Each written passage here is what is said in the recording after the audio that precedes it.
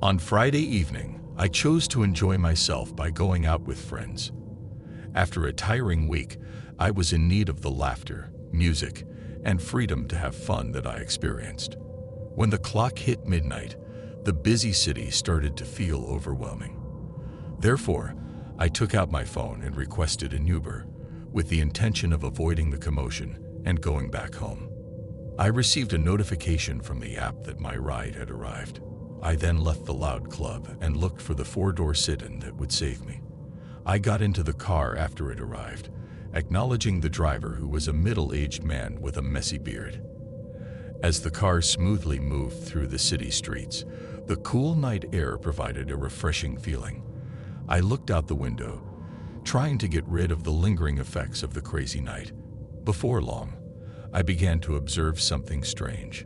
We couldn't rely on the usual landmarks to find our way back because there were new roads and poorly lit neighborhoods.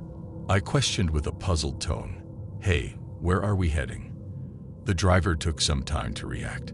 He continued driving, a sneaky smile appearing on his face. He finally spoke after a pause that felt uncomfortably long. He complimented me, saying that I looked beautiful while looking at me in the rearview mirror. "I've driven many different people, but none have been as beautiful as you." I had a feeling of knots in my stomach. I quickly looked around, searching for something familiar, but all I could see were deserted streets and buildings. The creepy light from the dashboard created a spooky shadow on the driver's face. I quietly mumbled, feeling more and more uncomfortable. "But really, where are we headed?" "This is not the correct route to my residence." With a dark undertone, he chuckled. "I believed we could have more opportunities to be together. Let's spend more time getting to know one another." I felt my heart pounding and fear overwhelmed me. With shaky hands, I hurriedly messaged a friend on my phone to inform them of the situation. I considered contacting the police, but I didn't want to make the situation worse at that moment. I asserted my desire to go home more confidently, stating, "I just want to go home. Please bring me back to my residence." He had a wider smile and began talking about how he has been feeling lonely and wishes to have a girlfriend similar to me. I felt a strong sense of danger in my mind, and suddenly I knew I had to quickly escape from the car. Despite feeling terrified, I tried to stay calm by taking a deep breath. "This isn't working for me, you know. Stop the car. Let me out." I felt shivers as his laughter echoed in the vehicle. "Don't be like that. Come on. 𝐤𝐤𝐤 almost there back." I followed my instincts and didn't want to wait to know the location. I took advantage of the opportunity when the car decelerated for a red light. Without hesitation, I released my seatbelt and forcefully opened the door, clumsily stepping out onto the empty road. The moment my feet touched the ground, I ran as if my life relied on it. I was breathing heavily and panicking as I heard the engine revving behind me. I was too afraid to glance behind me, concerned about what I could potentially witness. I felt a rush of adrenaline as it surged through me, urging me on until I came across a brightly lit gas station. With a heaving chest, I quickly entered. As I pleaded for help, I noticed the cashier looking at me with a mixture of concern and confusion. I told the cashier about the unsettling incident, and they promptly called the police. I waited at the gas station for the authorities to come, seeking safety. I had a lot of thoughts running through my mind, filled with what-if scenarios. It was scary to realize that I had barely avoided a potentially harmful situation. After the police arrived, they listened to my account of what happened and promised to look into the driver. Trembling, I called for a new ride from a brightly lit spot, always looking back until I arrived safely at my house. I still feel uneasy about the incident, and I remember it as a cautionary tale. The experience from that evening showed me the value of relying on my intuition and never disregarding my own well-being. I am still haunted by the memory of a terrifying ride I barely escaped, with the scary dashboard light, creepy laughter, and the fear of the unknown. It serves as a chilling reminder that things could have turned out much worse.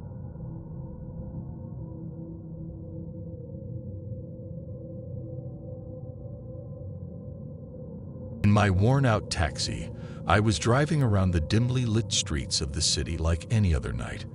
I had already encountered many strange passengers, but little did I realize that this night was going to be a unique experience. I stood waiting for my next passenger, surrounded by the unsettling shadows created by the flickering streetlights. A man wearing a hooded jacket appeared, and his intense gaze made me feel uneasy. Without uttering a single word, he silently got into the back seat. He quickly displayed a gun before I had a chance to inquire about his destination. I felt the cold metal against my temple while the air was filled with the scent of gun oil. He pleaded urgently in a hushed tone, "Stay quiet and continue driving." I felt terrified, and my heart was racing when I nodded my head. As the night progressed, I found myself unwillingly getting involved in a risky game, which had a dark and menacing atmosphere. I observed the man anxiously looking around, with fear clearly visible on his face. He appeared as a fugitive, and I became his driver for escape. He warned me to stay focused on driving and not to do anything reckless, his voice giving me a creepy feeling. While I drove through the city, he told me to stay away from the main roads and instead use the dimly lit alleys and empty side streets. The presence of the gun pressed against my temple served as a constant reminder of the danger surrounding me. Time passed slowly as we navigated through the complex city streets. With a trembling voice, I finally gathered the courage to ask, "Why are you doing this?" A sound of both frustration and fear escaped him as he let out a sigh. "Got no choice. I need to hide because they are chasing me." Fast. The mysterious words he spoke lingered while the true meaning of the situation became apparent. I unknowingly participated in a crime and was used as a tool in a dangerous pursuit. I quickly looked at the mirror and saw his face. His eyes were wild, and his hair was sweaty, sticking to his forehead. He never let go of the gun. The car was very quiet, only interrupted by faraway sirens making a noise. I quickly thought about how to escape or inform the authorities without putting myself in danger. As we raced through the night, the lights of the city merged into a confusing blur. In the end, he pointed me to a lonely warehouse on the edge of the city. I felt the tension in the air when I parked the taxi. His eyes were pleading as he briefly looked towards me. "Wait here." Before vanishing into the darkness, he cautioned, "If someone inquires, you did not witness anything." In the taxi by myself, I struggled to comprehend the unreal experience. Despite the overwhelming desire to escape, the constant presence of the gun prevented me from moving. He came back, out of breath, and looking messy, making the wait feel incredibly long. "Please bring me near the forest on the outskirts." He gave an order stating that he needs to disappear. I couldn't help but think about the choices that brought me to this moment as the taxi slowly moved through the city outskirts. He suddenly told me to stop when we neared the forested area. The headlights lit up the thick trees, creating spooky shadows. "Please switch off the engine and exit the vehicle," he ordered with intense desperation, to leave immediately and not turn around. Following his instructions, I obeyed and exited the taxi, enveloped by the chilly night. I could hear footsteps coming from behind, and I prepared for something bad to happen. Out of the blue, the guy forcefully placed a bunch of money in my palms. "For your trouble." In a hushed voice, he warned, "Keep this to yourself, and don't tell anyone."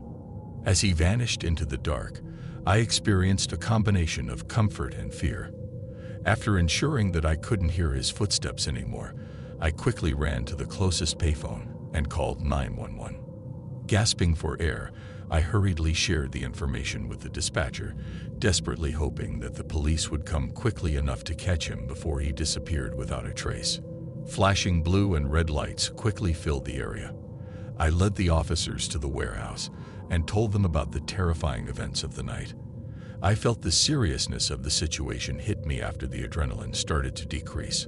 I was used as a pawn in a dangerous game, and now I must accept the outcomes.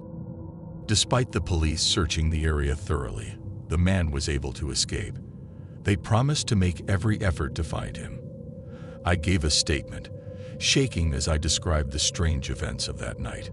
In the following days, the incident kept playing over and over in my head like a spooky tune. I had a lingering sense that someone was watching me, and I was worried that the man with the gun might reappear. The police promised to increase patrols in the area, but the memories of that night continued to affect me. While driving my taxi through the city, the rearview mirror served as a constant reminder of how easily things can go from normal to terrifying. I couldn't ignore the fact that every passenger getting into my cab could be dangerous. The previously familiar and comforting city now appeared to be a complex maze filled with hidden truths and darkness. I kept walking through the streets, unable to forget the night when I got involved in a stranger's desperate attempt to run away. The taxi transported both passengers and a horrifying experience that would permanently change how I view the nighttime.